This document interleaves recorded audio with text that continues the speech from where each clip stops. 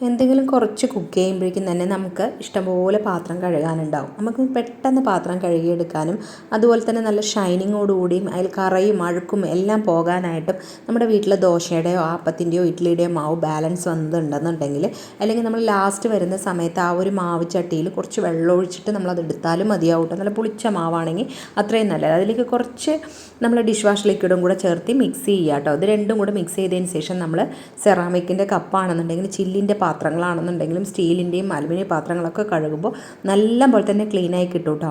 അതുപോലെ നല്ല ഷൈനിങ്ങോടുകൂടി തന്നെ നമുക്ക് സ്റ്റീൽ പാത്രമൊക്കെ നമ്മൾ കഴുകിക്കഴിഞ്ഞാൽ, ഈ ഒരു മാവ് യൂസ് ചെയ്തിട്ട് കഴുകിക്കഴിഞ്ഞാൽ നമുക്ക് സ്റ്റീൽ പാത്രങ്ങളൊക്കെ നല്ല ഷൈനിങ് ഉണ്ടാവും.